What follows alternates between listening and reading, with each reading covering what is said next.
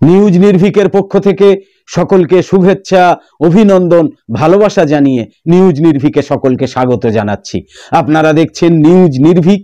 আর আজ আন্তর্জাতিক বিভাগে রমজান মাসে জেরুজালেমের আল আকসা মসজিদ এবং ফিলিস্তিনের মুসলিমদের অবস্থা নিয়ে দেখুন একটা বিশেষ প্রতিবেদন, যার শিরোনাম হচ্ছে রমজানে আল আকসায় কি হচ্ছে। এই পবিত্র রমজান মাসে আল আকসায় কি হচ্ছে, চলুন বিস্তারিত দেখে নেওয়া যাক। বিগত কয়েক বছর ধরে রমজান মাসে আল আকসা মসজিদকে কেন্দ্র করে নামাজরত এবং কুরআন তেলাওয়াতরত ফিলিস্তিনিদের উপর ইসরায়েলি সেনারা চড়াও হয়েছে, আপনারা জানেন, এবং নির্যাতন করেছে। প্রতি বছর একই সময়ে রমজান মাসে মসজিদে অগ্নিসংযোগ করেছে এবং মহিলা ও বৃদ্ধ বৃদ্ধাদের বেধড়ক মারধর করেছে। এইসব সংবাদ এবং ভিডিও বিশ্বব্যাপী ক্ষোভ এবং দখলদারদের প্রতি ঘৃণার সঞ্চার করেছে। তারই ধারাবাহিকতায় বিশ্বব্যাপী মুসলমানরা যেন অপেক্ষায় থাকেন বা অপেক্ষায় ছিলেন যে এই রমজানেও নির্যাতন নেমে আসতে পারে। বিশ্বের বিভিন্ন মহল এবং আমেরিকা যুক্তরাষ্ট্রের বাইডেন প্রশাসন আল আকসায় যেন মুসলমানরা নামাজ রোজা পালনে বাধার মুখে না পড়েন সেই ব্যবস্থা নিতে বলেছেন বেঞ্জামিন নেতানিয়াহুকে, ইসরায়েলের প্রধানমন্ত্রী বেঞ্জামিন নেতানিয়াহুকে। আল আকসা ফিলিস্তিনি এবং বিশ্ব মুসলিমের জন্য অত্যন্ত সংবেদনশীল, ধর্মীয় এবং জাতীয়তাবাদী প্রতীক। 1967 সালে ইসরায়েল পূর্ব জেরুজালেম এবং পশ্চিম তীর দখল করার পরে এটা ইসরায়েল নিয়ন্ত্রণ করছে, যদিও জর্ডানের নিযুক্ত ওয়াকফ সংস্থা বিশাল আল আকসা প্রাঙ্গণটা পরিচালনা করে। 1980 সালে পূর্ব জেরুজালেমকে ইসরায়েল সংযুক্ত করে, কিন্তু আন্তর্জাতিক সম্প্রদায় স্বীকৃতি দেয়নি। আল আকসায় জরুরি সেবা প্রদানকারী সার্জন এবং স্বেচ্ছাসেবী চিকিৎসক মোহাম্মদ জাদাল্লাহ বলেছেন, পশ্চিম তীর, গাজা বা 48 অঞ্চল থেকে ফিলিস্তিনি উপাসনাকারীদের প্রবেশ নিষিদ্ধ বা সীমাবদ্ধ করার ক্ষমতা প্রয়োগের কোনো অধিকার ইসরায়েলের নেই। রমজানে চলাচল নিয়ন্ত্রণ করলে মুসলমানদের পবিত্র মাসটা সাধারণত এই মসজিদ কমপ্লেক্স ঘিরে তীব্র উত্তেজনার সৃষ্টি হয়। গত 3 বছর রমজান মাসে আল আকসায় ফিলিস্তিনি এবং ইসরায়েলি বাহিনীর মধ্যে সংঘর্ষ হয়েছে। চরমপন্থী ইহুদি এবং ইসরায়েলি পুলিশ ঘন ঘন ঘটনাস্থলে অভিযান চালিয়েছে। 2021 সালে মসজিদে ইসরায়েলি পুলিশের হামলার ফলে দেশ জুড়ে ইহুদি ফিলিস্তিনি সহিংসতা ছড়িয়ে পড়েছিল এবং গাজায় 11 দিনের যুদ্ধের রূপ নিয়েছিল। গাজা এবং পশ্চিম তীরের যুদ্ধ আরো উত্তপ্ত হয়ে ওঠার এই মোক্ষম সময়ে বেঞ্জামিন নেতানিয়াহু যদি ফিলিস্তিনি যুবকদের জন্য আল আকসা বন্ধ করে দেয়, তবে বিশৃঙ্খলা কিন্তু অবশ্যম্ভাবী। তৃণমূল পর্যায়ের জেরুজালেমের পরিচালক বলেছেন, অধিকৃত পূর্ব জেরুজালেমে বৈষম্যমূলক এবং নিপীড়নমূলক নীতির মাধ্যমে ইসরায়েল দীর্ঘদিন ধরে জেরুজালেমকে ইহুদিকরণ এবং তার নিরাপত্তা দৃঢ় করার চেষ্টা চালাচ্ছে। এইসব বহুমুখী নির্যাতনে ফিলিস্তিনিরা অতিষ্ঠ। তাই ফিলিস্তিনিরা তাদের জাতিগত নিধন নীতিকে এবার চ্যালেঞ্জ করছে, বলছে আর ছাড় নয়। রমজান মাসে আল আকসা মসজিদে নামাজ আদায় করেন লক্ষ লক্ষ মুসল্লি। তবে গত 5 মাস ধরে ইসরায়েলি বাহিনীর অভিযান এবং ইসরায়েলি নিরাপত্তা বাহিনীর সাথে হামাস সহ সাধারণ ফিলিস্তিনিদের সংঘাতের কারণে এই বছরের পরিস্থিতি কিন্তু সম্পূর্ণ ভিন্ন। আল আকসায় সমস্যাগুলো দুটো স্তরে দানা বাঁধে। তরুণ ফিলিস্তিনি যারা ইসরায়েলের ভেতরে বাস করে এবং যাদের ইসরায়েলি পরিচয়পত্র রয়েছে, তারা রমজানে পবিত্র আল আকসায় ইবাদত করতে আসেন। ইসরায়েলি নিরাপত্তা বাহিনীর কাছে এরা বড় নিরাপত্তার বোঝা হয়ে দাঁড়ায়। তারা কোনো প্রতিরোধের সম্মুখীন হলে ইসরায়েলি দখলদার বাহিনীর সাথে ক্রমাগত সংঘর্ষে লিপ্ত হয়।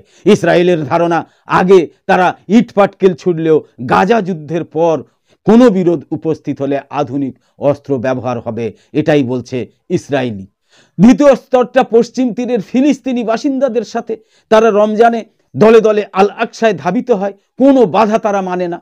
ইসরায়েলি কর্তৃপক্ষ সাধারণত শুক্রবার নামাজের জন্য পাস দেয়, কিন্তু রমজানে মুসল্লিরা শুক্রবার, শনিবার, রবিবার এসব কিছু না মেনে সব সময় সমস্ত দিনে নারী পুরুষ সমবেত হবে আল আকসায়। নিরাপত্তা বাহিনীর জন্য আল আকসা নিয়ন্ত্রণ করা তখন সমস্যা হয়ে দাঁড়াবে। নিরাপত্তা রক্ষীরা দেখে যাতে কোনো ভিড় না হয়, এবার সেটা নিয়ন্ত্রণ বা এবার সেটা উপেক্ষা করা দুটোই তাদের জন্য কষ্টকর হয়েছে।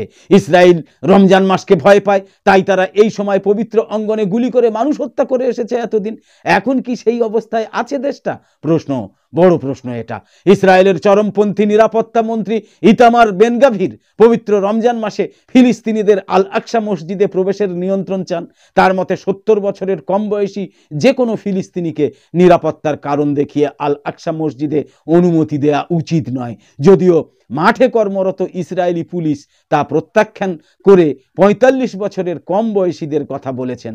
অথচ গত রমজানে সব বয়সের নারী, 12 বছর পর্যন্ত পুরুষ, শিশু এবং 55 বছরের বেশি বয়সী পুরুষদের রমজানের সময় অনুমতি ছাড়াই আল আকসা মসজিদে প্রবেশের সুযোগ দেয়া হয়েছিল।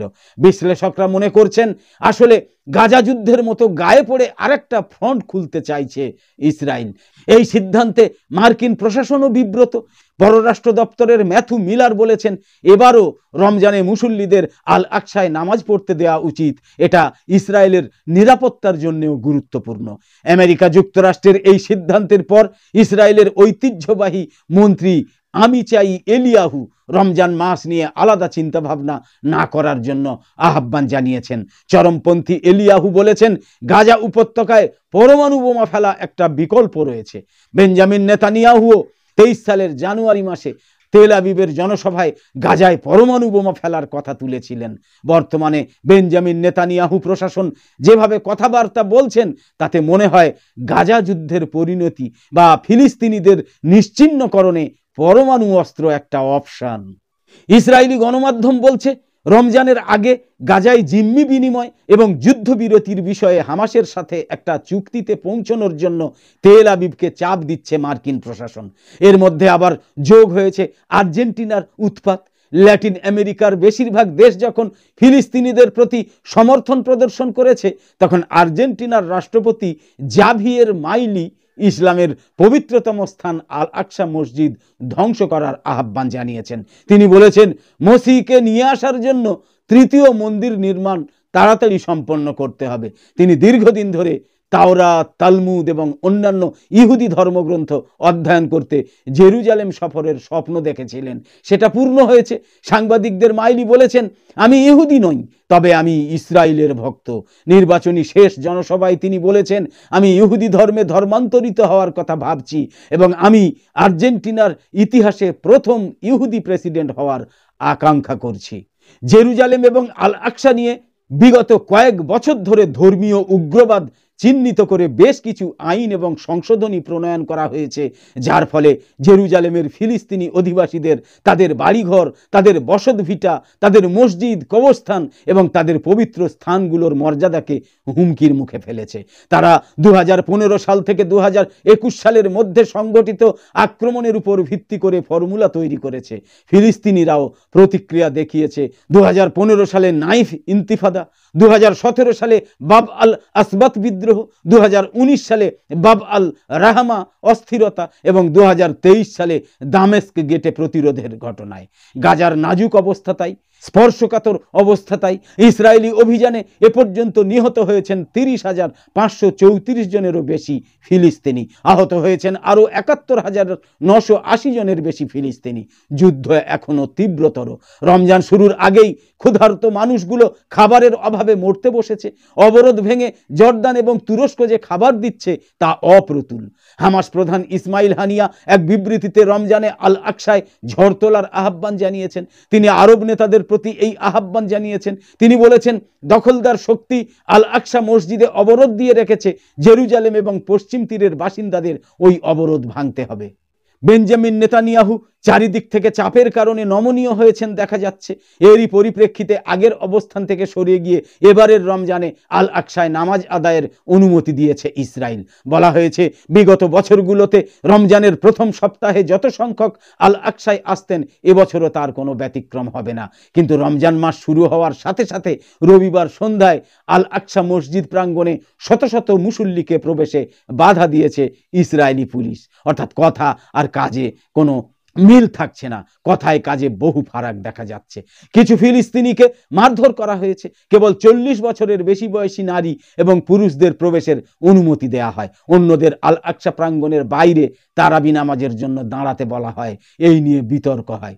জর্ডানের পররাষ্ট্রমন্ত্রী আইমান সাফাদি সোমবার 11 মার্চ রমজানের প্রথম দিন সতর্ক করে বলেছেন, এমনিতেই গাজা যুদ্ধ চলছে, তার উপর এই বিধিনিষেধ পরিস্থিতিকে বিস্ফোরণের দিকে ঠেলে দিচ্ছে। অবস্থা যে কোনো সময় বিগত রমজানের মতো হতে পারে।